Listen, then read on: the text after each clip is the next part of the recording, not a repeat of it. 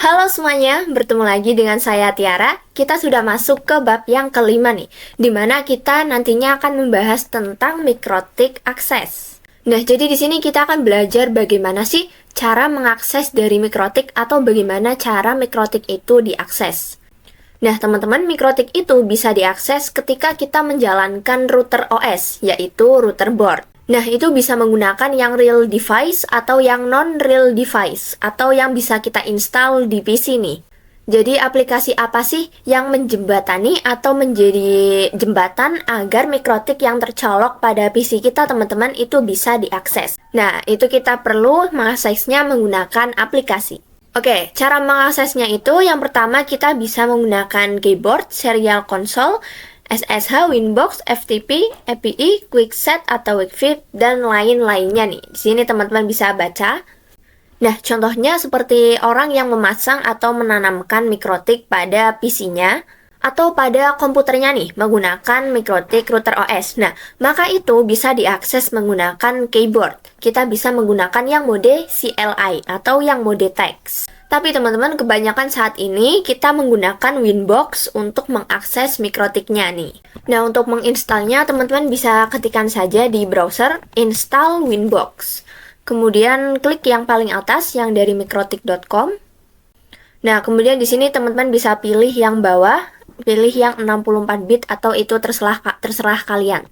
Nah, untuk akses mikrotik pada Winbox pada awal pertama kali, itu masuknya bisa klik MAC address lalu kita klik yang connect nih, teman-teman. Setelah itu kita bisa pasang IP address, setelah itu kita bisa pasang IP address sehingga nantinya kita bisa masuk menggunakan IP address. Jadi nanti masuknya nggak perlu pakai MAC address lagi. Kemudian ketika berhasil pertama kali kita akses mikrotik, maka akan ada informasi router OS default configuration.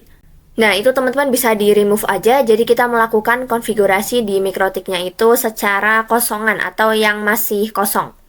Nah, selain menggunakan Winbox, di sini kita juga bisa menggunakan FTP. Fungsinya itu untuk mengambil data di mikrotik, bisa juga kita menggunakan yang API nih. Nah, API itu biasanya untuk network programming. Selain itu, kita bisa menggunakan QuickSet dan Webfig yang berbasiskan HTTP. Jadi nanti kalian mengaksesnya itu di web browser. Kemudian juga ada Mikrotik Tik App yang ini. Jadi ini itu jika kalian ingin ngecek mikrotik interface-nya, bandwidth-nya itu berapa secara real time. Nah, untuk pembelajaran kita nggak perlu khawatir teman-teman jika kita tidak mempunyai real device. Karena nantinya kita bakalan menggunakan lab virtual environment dalam pembelajaran kita kali ini. Jadi nantinya kita akan menggunakan lab virtual yaitu Pinet Lab, ini yang seperti ini teman-teman. Jadi ini itu semacam Cisco teman-teman. Misal kalau di Cisco kan kita bisa menggunakan Cisco Packet Tracer. Nah, kalau semisal di Mikrotik itu kita bisa menggunakan Pinet Lab. Oke, sekarang kita lanjut ke materi selanjutnya yang membahas mengenai bagaimana cara akses router board dengan Winbox. Nah, teman-teman, untuk akses mikrotik itu kan kita perlu perangkat mikrotiknya nih, kemudian dicolokkan ke port yang ada di laptop kita. Nah, tapi kalau misal kita belum punya perangkat aslinya, kita nanti bisa menggunakan perangkat virtual. Nah, untuk mengaksesnya kita menggunakan yang namanya Winbox. Jadi untuk Winbox itu tampilannya seperti ini, teman-teman. Ini ada akses dengan MAC address maupun dengan IP address. Tapi untuk pertama kali kita bisa mengaksesnya yang menggunakan MAC address nih. Jadi kita belum konfigurasi IP-nya. Nah, perlu kalian ketahui kalau Winbox, aplikasi Winbox ini by defaultnya itu formatnya .exe. Jadi dia hanya bisa diakses melalui Windows. Tapi kalau kalian yang pakai OS lain seperti Linux maupun macOS, jangan khawatir nih. Untuk macOS kalian bisa menggunakan seperti crossover atau lainnya, kalian bisa searching bagaimana mengakses mikrotik di Winbox dengan sistem operasi yang sesuai dengan OS kalian. Nah, teman-teman bisa lihat di sini, ini adalah perangkat router board-nya atau perangkat aslinya. Nah, jadi dia dicolokkan ke laptop atau device kita. Jadi laptop ini dia terhubung ke perangkat mikrotiknya dengan kabelan dan dia terhubung di Ether 2 atau port 2. Di sini pokoknya kalian bisa hubungkan di Ether 2 atau port-port yang lainnya nih seperti 345 asalkan jangan yang port pertama dulu. Kenapa tidak menggunakan port yang pertama nih? Nah, karena by defaultnya port yang pertama itu ada firewall-nya nih teman-teman. Jadi biasanya digunakan untuk terhubung ke internet. Jadi di sini kita fokuskan ke port yang kedua atau Ether 2 maupun port yang setelah-setelahnya. Jadi di sini intinya kita mencolokkan kabel UTP atau LAN ke port di laptop kita yang terhubung ke perangkat mikrotik yang aslinya. Nah, misal ini perangkat mikrotik yang aslinya teman-teman. Ini dicolokkan ke laptop. Jika laptopnya misal nggak ada port LAN-nya nih, maka itu bisa menggunakan adapter. Pastikan kalian melihat apakah antara dari PC atau laptop itu sudah tercolok dengan benar dengan mikrotiknya. Nah, setelah itu untuk di perangkat mikrotiknya, teman-teman bisa aktifkan tombol powernya di perangkat asli mikrotiknya, atau kalian bisa mencolokkan dengan colokan kabel yang besar nih. Nah, setelah dicolokkan nanti akan muncul lampu yang menyala. Nah, jika lampunya sudah menyala, maka kalian sudah berhasil menyalakan mikrotiknya. Nah, tapi teman-teman, kali ini kalian nggak usah khawatir jika belum mempunyai perangkat mikrotik yang aslinya, karena nantinya kita akan membuat perangkat mikrotik tetapi bentuknya itu virtual. Nah, untuk caranya, mari saja langsung kita praktek nih. Nah, lanjut ya teman-teman. Di sini kita akan sedikit membahas tentang Pinet nih, yaitu lab environment yang akan kita gunakan untuk pembelajaran kita kali ini. Jadi, kalian nggak perlu khawatir jika ingin belajar mikrotik, tetapi kalian nggak punya perangkat mikrotik aslinya. Nah, kita bisa menggunakan dengan lab environment secara virtual. Nah, salah satu platformnya itu ada Pinet Lab nih. Jadi Pinet Lab itu multi-platform, jadi seperti vendor mikrotik, Cisco, itu semuanya bisa. Untuk pertama, kalian bisa ke browser kalian, terus kalian ketikkan mikrotik.com. Nah, kita sudah di web mikrotiknya. Setelah itu kalian pergi ke bagian software. Kemudian teman-teman bisa scroll saja ke bawah, kita pergi yang ke bagian Cloud Hoster Root. Atau kita akan mendownload CHR-nya dulu. Jadi nantinya kita akan menggunakan Pinet Lab nih untuk membuat mikrotik virtual kita, perangkat mikrotik virtual. Nah, di sini teman-teman bisa pilih yang raw disk image, ini bisa klik saja. Nah, setelah itu maka ini akan otomatis mendownload. Ini karena saya sudah download, jadi saya nggak akan mendownloadnya lagi. Teman-teman bisa download dulu. Setelah itu kita perlu mengimpor dari nanti file CHR-nya. Nah, untuk mengimpornya itu kita memerlukan aplikasi yang namanya WinSCP. Caranya itu kalian bisa cari saja download WinSCP, terus klik yang di sini. Nah, jika sudah, teman-teman bisa langsung aja klik yang di sini, download WinSCP. Nanti maka itu akan terdownload. Setelah menyiapkan WinSCP-nya, kita perlu menyiapkan untuk file Pinet-nya nih. Untuk kemudian kita import menggunakan aplikasi VMware atau kalian bisa menggunakan VirtualBox. Nah, kalian browser saja di sini, ketikkan seperti ini. Jika sudah, teman-teman bisa scroll saja ke bawah. Nah, di sini kalian bisa langsung saja download yang paling atas ini, link Pinet-nya. Kemudian teman-teman klik download saja. Di sini tetap download. Nah, maka itu akan otomatis terdownload. Nah, jika file Pinet-nya itu udah terdownload, teman-teman ini bisa klik 2 kali saja. Kemudian di sini saya menggunakan VMware. Kita bisa mengasih nama nih, misal Pinet. Kemudian Tiaranor. Kemudian di sini teman-teman bisa memilih tempat menyimpannya. Kemudian impor saja langsung. Nah, jika remote-nya sudah selesai, teman-teman bisa langsung jalankan saja untuk virtual mesinnya. Di sini kita bisa login sebagai root.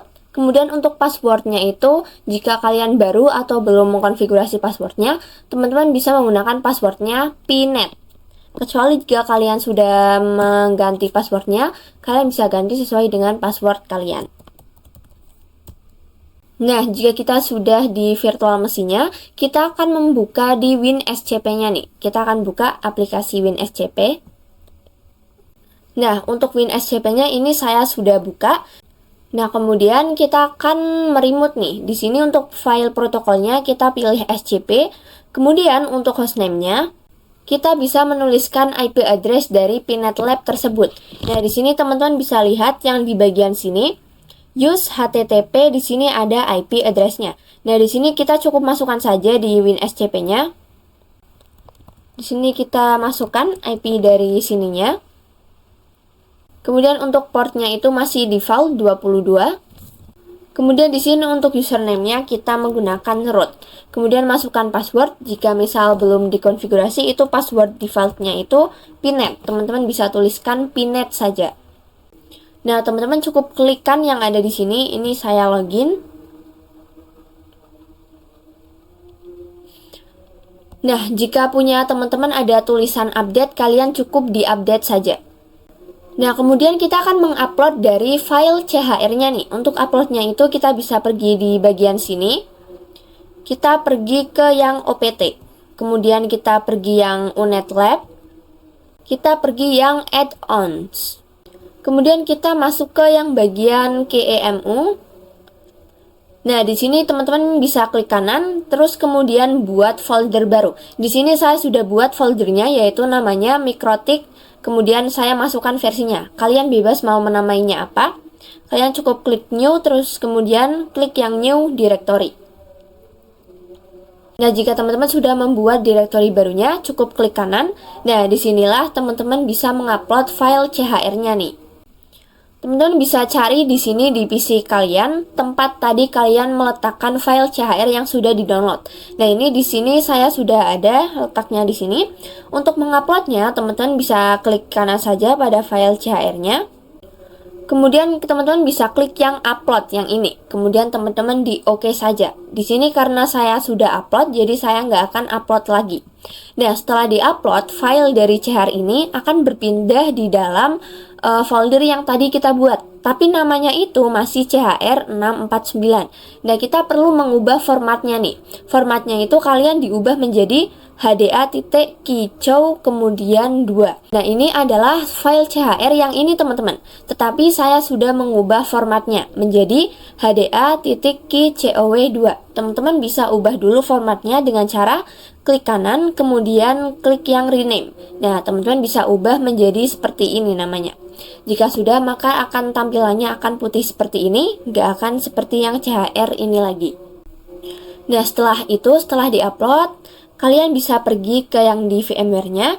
Teman-teman harus dulu menjalankan perintah /opt, kemudian /unetlab, kemudian /wrappers, kemudian /unl, kemudian strip wrapper, kemudian kita tambahkan -a, terus fix permissions. Jangan lupa ada S-nya. Nah, jika sudah teman-teman ini di sini bisa di enter saja. Setelah itu kita bisa pergi ke browser. Nah, di sini saya sarankan menggunakan Firefox. Jika menggunakan Chrome maka kita perlu konfigurasi yang lainnya lagi nih. Kita bisa pergi ke Mozilla Firefox, kemudian kita masukkan IP dari yang ada di VMware-nya tadi. Yang di sini teman-teman. Ini IP yang di sini. Oke, di sini saya langsung saja 192. Nah, ini saya enter. Nah, di sini teman-teman login dulu, atau jika belum punya akun, teman-teman bisa masukkan email kalian. Intinya di sini kalian masukkan saja emailnya. Kemudian masukkan untuk passwordnya. Di sini pilih konsol. Di sini masukkan kodenya. YX, kemudian login. Kemudian di sini kita akan coba membuat lab yang baru. Teman-teman klik yang ini, add new lab. Kemudian kita menamainya misal belajar mikrotik dasar. Kemudian di sini teman-teman add saja. Nah, di sini kita akan coba saja untuk membuat yang baru. Teman-teman bisa klik kanan terus note. Kita pilih Mikrotik Router OS. Kemudian di sini, nah di bagian KEMU option ini kita bisa hapus saja. Kemudian ini kita save. Kita akan add networknya lagi. Di sini misal saya akan menamainya ISP. Kemudian tipenya itu kita pilih yang manajemen cloud. Kemudian save. Nah, selanjutnya kita bisa hubungkan saja kabel yang dari mikrotiknya ke ISP. Ini kita save. kita bisa langsung menyalakan mikrotiknya. Nah, jadi teman-teman, maksud yang tadi kita memilih manajemen cloud di networknya itu nantinya akan mendapatkan IP private yang 192 nih, kalau kita memilih yang manajemen cloud. Nah, jika sudah, kita akan membuka terminalnya nih teman-teman. Nah, kalau misal punya kalian terminalnya itu nggak bisa dibuka seperti ini, teman-teman cukup klik yang di sini, kemudian ke yang HTML console. Nah, setelah itu ini akan restart, kemudian kita bisa membuka terminalnya dengan cara klik 2 kali. Nah, maka di sini sudah bisa terbuka terminalnya. Jika terminalnya sudah dibuka, ini teman-teman bisa login saja menggunakan admin. Kemudian di sini enter. Nah, karena ini baru, teman-teman bisa langsung enter saja tanpa memasukkan passwordnya. Nah, jika sudah seperti ini, teman-teman bisa klik key. Kemudian di sini kita disuruh untuk memasukkan yang new password. Ini kita bisa skip saja dengan Ctrl C. Nah, kita sudah bisa login nih. Kali ini kita akan login menggunakan IP address. Nah, teman-teman, setelah kita login, kita bisa mengecek IP address-nya nih untuk kita remote di Winbox-nya. Ini kita besarkan saja, teman-teman, karena jika tidak dibesarkan, kemungkinan nanti IP-nya nggak akan terlihat. Oke, di sini kita akan cek IP-nya menggunakan perintah / kemudian IP address, kemudian print. Nah, di sini kita enter. Oke, di sini sudah ada IP address-nya nih. Nah, di sini langsung aja kita buka Winbox-nya. Nah, di sini kita bisa langsung saja memasukkan IP-nya. Di sini IP-nya itu 192, kemudian .168, kemudian 13.1. Untuk loginnya sebagai admin, passwordnya adalah kosong. Di sini kita connect saja. Nah, oke, di sini saya sudah bisa login ke mikrotiknya menggunakan IP. Nah, oke, langsung aja ya, kita akan lanjut juga untuk materi yang mengakses router board dengan Webfig. Jadi kita itu nanti akan mengaksesnya melalui web browser, jadi nggak pakai Winbox. Teman-teman bisa baca, Webfig diperkenalkan sejak router OS versi 5.0 dengan fungsi yang sama dengan Winbox. Nah, oke, langsung aja teman-teman, kita akan mempraktekkan yang Webfig. Pertama, kita buka yang di Winbox tadi, klik yang bagian IP, kemudian addresses. Nah, di sini sudah ada IP kita nih. Nah, dengan IP inilah nantinya kita akan mencoba menggunakan Webfig. Oke, ini saya copy dulu. Kemudian kita bisa pergi ke browser. Di sini saya menggunakan Mozilla. Di sini kita kopikan saja IP-nya, teman-teman. Kemudian di enter. Nah, maka akan muncul halaman seperti ini. Kita tunggu saja. Nah, oke, jadi Webfig ini tampilannya itu hampir mirip dengan Winbox. Ini bisa jadi opsi yang lain ketika kita nggak bisa meremote mikrotik kita melalui Winbox. Kita bisa menggunakan Webfig. Jadi fungsinya kurang lebih sama dengan yang di Winbox. Nah, lanjut di sini kita juga akan membahas mengenai QuickSet nih, yang ini. Kita buka dulu. Jadi teman-teman, di mikrotik itu ada menu QuickSet. Jadi menu QuickSet ini adalah menu yang digunakan untuk melakukan konfigurasi router pada mikrotik secara lebih cepat. Misal kalau kalian ingin setting mikrotik itu kan kalian perlu mengakses berbagai menu ya teman-teman. Banyak menu, ada menu ini, menu itu. Tapi dengan QuickSet ini kita bisa mengonfigurasikan mikrotik kita hanya dalam satu tampilan saja. Tapi nih, karena kita menggunakannya mikrotik yang virtual, nah kita nggak bisa menggunakan menu QuickSet ini. Terus juga QuickSet hanya ada pada mikrotik yang mempunyai interface wireless. Nah, kita akan lanjut ke materi remote access, telnet, dan SSH. Jadi teman-teman, telnet dan SSH ini merupakan metode akses mikrotik yang bisa kita coba nih. Mereka itu based on terminal, jadi kita bisa mengaksesnya menggunakan CLI. Nah, untuk akses via CLI ini dapat menggunakan SSH, telnet, konsol, new terminal, atau Winbox, dan terminal, atau Webfig yang tadi. Kemudian telnet dan SSH digunakan untuk merunning script atau ketika akan mengakses router dengan keterbatasan bandwidth. Terus juga telnet dan SSH digunakan pada aplikasi remote client seperti PuTTY, WinSCP, dan lain-lainnya. Atau kita bisa menggunakan terminal kita sendiri nih. Nah, oke, langsung aja kita akan mencoba yang telnet dan SSH. Pertama itu kita cek dulu untuk portnya, /IP address, kemudian print, kita tulis tambahkan detail. Kemudian kita enter. Ini kita jalankan perintah lagi IP, kemudian service, Kita enter. Kemudian kita jalankan perintah print. Nah, oke teman-teman, di sini lihat untuk telnet itu port defaultnya itu 23. Nah, oke, langsung aja kita akan mencoba di terminal di PC atau laptop kita nih. Nah, tapi sebelum itu kita harus menginstal dulu yang namanya Telnet Client di PC kita. Nah, teman-teman, caranya itu bisa klik Control Panel, kemudian pilih yang Programs. Di sini kita pilih Programs and Feature. Terus pilih yang ini, Turn Windows Feature On. Nah, di sini teman-teman scroll saja sampai menemukan Telnet Client. Nah, jika punya kalian belum dicentang, teman-teman bisa dicentang dulu, terus kemudian klik OK dan bisa ditunggu proses instalasinya. Karena punya saya sudah, saya akan langsung saja buka command prompt. Oke, langsung aja kita command prompt, kita run as administrator. Ini saya yes. Nah, langsung aja untuk perintahnya itu telnet, kemudian IP-nya. IP mikrotik kita 192.168.13, tadi IP saya itu 142. Karena portnya kita masih default nih, kita nggak perlu memasukkan portnya. Ini bisa di enter saja.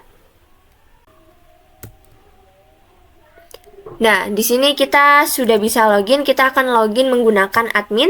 Untuk passwordnya ini kosong. Nah, oke teman-teman, di sini kita nggak perlu repeat password dan masukkan password. Nah, oke, kita sudah bisa untuk remote mikrotik menggunakan telnet. Nah, untuk portnya itu sebenarnya kita bisa custom nih untuk portnya. Caranya itu kita bisa pergi ke Winbox, kemudian ke menu IP, kemudian service. Nah, untuk yang menu telnet ini, di sini kita bisa mengganti portnya sesuai dengan keinginan. Misal kalau teman-teman pingin ganti, berarti nanti kita remote di ininya menggunakan perintah seperti ini. Telnet, kemudian di sini IP, titik, kemudian masukkan portnya. Misal tadi portnya 23 atau kita menggantinya dengan 225 atau lain-lainnya. Nah, selanjutnya kita akan mencoba untuk metode remote menggunakan SSH. Nah, untuk SSH ini saya menggunakan Putih. Teman-teman jika belum punya bisa download dulu Putih. Ini saya open. Nah, kemudian kita langsung aja masukkan IP mikrotiknya 192.168.13.142. Nah, untuk port SSH teman-teman bisa lihat saja di sini SSH untuk port defaultnya itu 22. Jadi ini kita masih tetap 22. Kemudian langsung bisa kita open. Nah, nanti akan muncul seperti ini kita accept saja. Nah, kita bisa loginnya sebagai admin. Untuk passwordnya kita kosong. Ini kita Ctrl C saja. Nah, di sini kita sudah bisa untuk remote mikrotik kita menggunakan telnet dan SSH. Nah, oke, setelah tadi kita remote menggunakan telnet dan SSH, saya akan membahas untuk materi terakhir mengenai serial konsol. Jadi teman-teman, ada cara lain untuk mengakses mikrotik kita tanpa menggunakan IP dan MAC address, yaitu menggunakan port serial konsol. Nah, port serial konsol itu ada di router boardnya. Dengan itu kita nggak perlu khawatir kalau misal ada koneksi terputus. Nah, dengan port serial konsol ini juga bisa menjadi alternatif lain ketika kita nggak bisa mengaksesnya dengan Winbox. Dan dengan cara ini kita hanya bisa mengaksesnya dengan mode CLI ya teman-teman, atau mode teks, nggak bisa dengan cara atau mode yang GUI. Tapi teman-teman, nggak semua mikrotik bisa kita remote dengan cara ini. Hanya mikrotik yang mempunyai port serial konsol saja yang bisa menggunakan metode serial konsol. Nah, portnya itu bentuknya yang seperti ini. Dan biasanya itu hanya router kelas menengah hingga kelas tinggi saja yang mempunyai port serial konsol. Contohnya itu ada mikrotik CCR dan lainnya. Jadi serial konsol itu dia menggunakan program Hyper Terminal dengan baud rate 115.200, data bitsnya 8, party none, stop bit 1, dan flow control none. Jadi itu adalah spesifikasinya ya teman-teman. Jadi nanti dilihat saja di Windows kita COM-nya berapa. Dan untuk bentuk dari kabel serial konsol itu seperti ini teman-teman kira-kira. Nantinya ini cukup kita masukkan saja ke port serial konsolnya. Nah, oke, saya rasa cukup saja untuk pertemuan kita kali ini. Mohon maaf dan terima kasih banyak sudah menonton. Sampai jumpa di video selanjutnya.